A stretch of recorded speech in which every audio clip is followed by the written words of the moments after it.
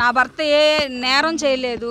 నా భర్త గత 5 సంవత్సరాల్లో ఆయన సాక్ష్యం రాష్ట్రం అంతా చూసి ఓట్లేసి నా భర్తకున్న సాక్ష్యాన్ని బట్టి మేము జగన్మోహన్ రెడ్డి గారి కోసం మేము నిలబడి ఒక అబద్ధ సాక్ష్యాన్ని మేము చెప్పలేక మా కుటుంబం మేము నిలబడ్డందుకు మా మీద పాయింట్ బ్లాక్లో గన్ను పెట్టి నా భర్తని ఇదే స్టేషన్లో చంపే ప్రయత్నం చంద్రబాబు నాయుడు గారు చేయించి డబ్బులు బ్యాగుల్లో పెట్టుకొచ్చి నా భర్తకి ఇచ్చి ఈ ప్రలోభాలకి లొంగితే ఈ మాటలన్నీ మీరు చెప్తే ఇంత డబ్బు ఇన్ని కార్లు మీ ఇంటికి వస్తాయని మమ్మల్ని చెప్తే మాకు అవసరం లేదు.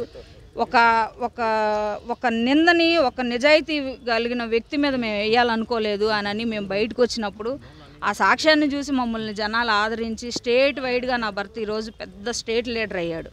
చంద్రబాబు నాయుడు గారు అనుకుంటున్నాడు నేను అన్నకు దొక్కేస్తున్నాను, నేను అది దాన్ని ఏమంటారంటే సునకానందం పొందుతున్నారు వాళ్ళు.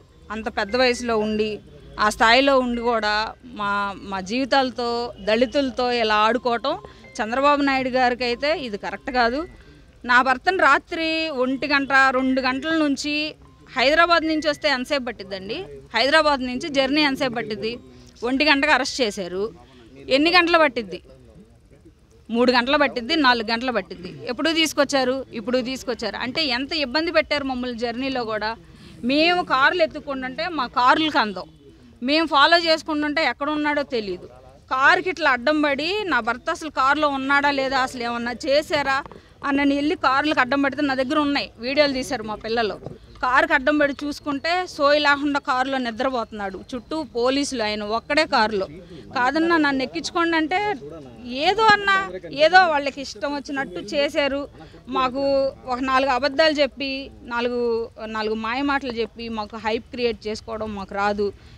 మేము యథార్థంగా బ్రతుకుతున్నామని మేము అనుకుంటున్నాం, మేము నీచంగా బతుకుతున్నామని చంద్రబాబు నాయుడు అనుకుంటున్నారు.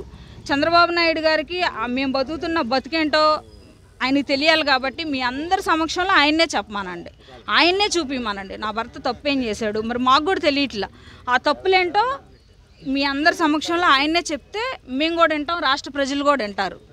ఏ నేరం లేకుండా అరెస్ట్ చేయడానికి ప్రజావేదిక కూల్చేదానిలో, టీడీపీ పార్టీ ఆఫీస్ కూల్చేదానిలో ఏ మీడియాలోనైనా లేకపోతే ఏ నందిగం సురేష్ గారు ఉన్నట్టు ఏ ఒక్క సాక్ష్యమైనా ఉంటే ఇదిగో నందిగం సురేష్ గారు ఎలా ఉన్నారు, ఇదిగో ఫోటో అని చూపించవచ్చు కదా.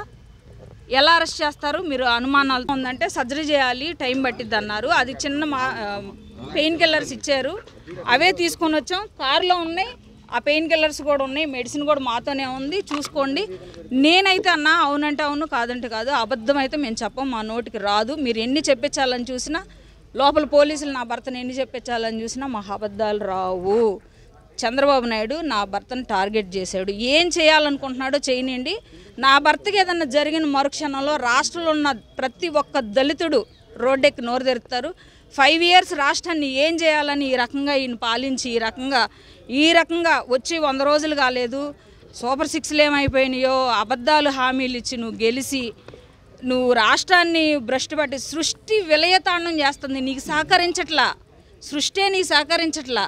ఆ రకంగా విజయవాడ అంతా కొట్టుకుపోయి తిండి తెప్పలు లేకుండా నువ్వు సరిగ్గా కుర్చీలో మనశ్శాంతిగా కూర్చోలేని జీవితం అయిపోయింది నీది. ఎందుకు మాలాంటి వాళ్ళ కన్నీళ్ళు నువ్వు ఒళ్ళో వేసుకుంటే ఇలానే ఉంటుంది. 5 ఏళ్ళు మా కన్నీళ్ళు ఒళ్ళో పట్టుకొని ఉంచుకో. ఈ 5 ఏళ్ళు కూడా నీకు మేము బలహీనం అవ్వచ్చు, కానీ సృష్టి సమాధానం చెప్పిద్ది, భగవంతుడు సమాధానం చెబుతాడు, మా కన్నీళ్ళు సమాధానం చెప్తాయి. అది మాత్రం నిజం.